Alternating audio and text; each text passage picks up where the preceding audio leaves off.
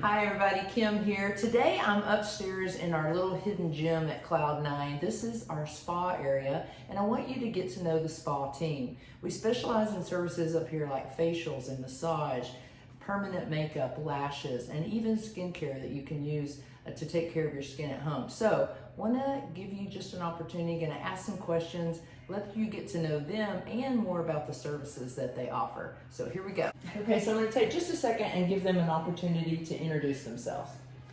Hi, I'm Susie. I'm Pauletta. I'm Bee. I'm Ashlyn. Hi, I'm Shelly. I'm Sarah. And this is the spa team at Cloud9. So we're going to ask a few questions, interesting questions. Bee, I'm going to start with you, okay? If you were not a spa professional, what would you do? I would be an orthopedic doctor. Oh, wow, nice. Compare yourself to that if you were trying to compare Try to compare it is I do sports and orthopedic, and the joy of helping people, the anatomy, the functional anatomy in itself, and how to help clients or our spa ladies. You know, you stand all day on your feet. Right. And for me, I think working with doctors, having referrals to clients, and see the progress of the things that we can do these days. it. Okay, Shelly, if you could be anything besides a spa professional, what would you be? Well, has nothing to do with this industry. That's fine. But I would be a jazz singer. Oh, how sweet. Susie, what inspires you every day? My family. Yeah. It beats your mountains for you.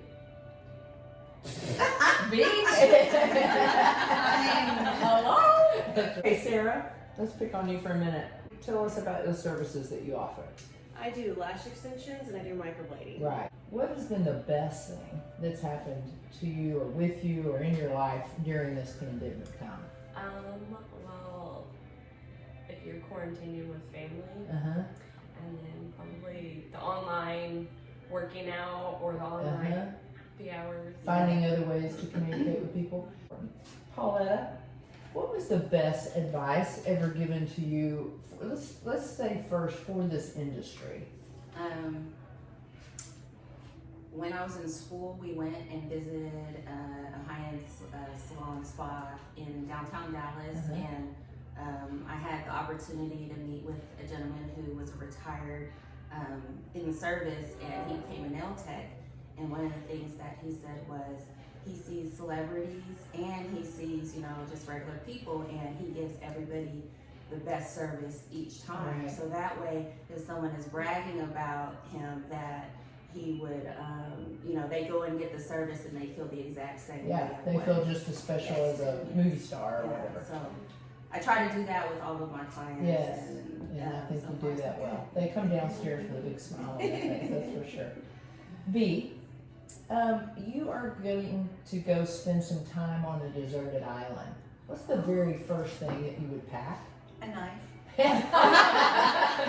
Shelly, if you were going to a deserted island and you knew in advance you didn't like have a shipwreck or something, you were getting to pack for it, what's the first thing that you pack? A journal. Oh, very good. So you can keep your sanity. Right. Sarah, if you had a choice between two superpowers, being invisible or flying, which one would you choose, and maybe why? Oh, invisible. Okay. What comes to mind as to why? Because sometimes, you just either want to run away from something or you just don't want to be in it and you're like, okay, I just want to go behind the bush right now. There you go. That's right. Okay, same question, Ashley. Mine's invisibility. Yeah. But only because I don't like heights. You want to fly. You should be like the low ground flyer. That's right. That's sweet. Okay. Susie, let's go back to something great that's happened to you during this pandemic time that is just, you had aha moments of maybe what's important. For me, it always comes back to family. Yeah. Spending time with my family, and we have a new grandbaby, and just all the time I got to spend with the other 10 grandbabies, and It got crazy, so I took a road trip and hit 13 different states to visit family and spread some love and joy, because some people were very afraid, so we went and left them gifts on their porch and just tried to love. That's awesome. So let's talk about that. What's one thing that you do in your room you feel like that maybe kind of separates you and makes their experience better? Shelley, I'm gonna start with you.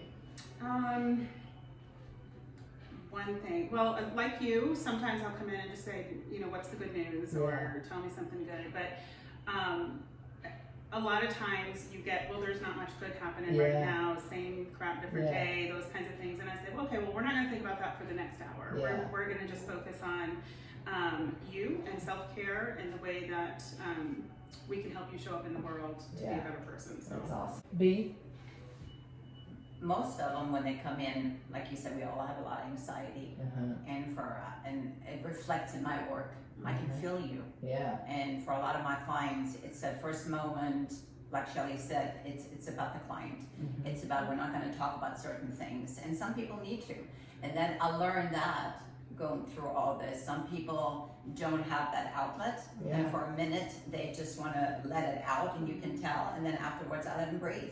It's touch. Right. A lot of people have not been touched. A lot of people have been lonely. A lot of people miss their grandbabies, including myself. I have 8 of them. I haven't seen them, you know, and it's hard for all of us. So I see lots of head shaking as B's talking. I think that we're in one of the most unique professions in that we're allowed to touch.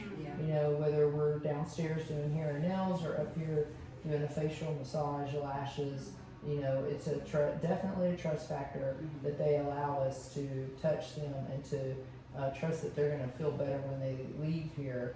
If you were sharing with someone why they need to call today and what sets this place apart, what would you say to that? Who wants to go first? I'll go first. Okay. I think I would say that the services here, I mean, I would compare them to any 5-star resort hotel. I think we give amazing services and professionality, is that a word? We're going to make it now, you're right. And being professional, as well as consistency of service. I just think, you know, we're all rock stars up here. But I'm biased. But. Pauletta? I'm sorry, B. I would have to say it's from the moment that you walk in the door, you're greeted with exceptional customer service, and then it just flows through the salon. So we have a lot of clients that not only get their hair done, but they also get their nails done. And this is just a one-stop shop for them to come, relax, get some giggles out, cry if they want to, have a shoulder lean on. We're just the good old golden girl. B? I think, you know, when you go in the salon, and we've all been there, you're just that client, you're just that paycheck. And, you know, it starts from the front, you know, transferring throughout the salon. And I think anything up here, like I said, we're greeting people, even if they're not our clients. Why should they dial this phone number over their other choices? Okay, so all of our services, the people that work here are top of the line, but that's not the only thing. Like for me, to attract me, it's aesthetically pleasing, has to catch me first.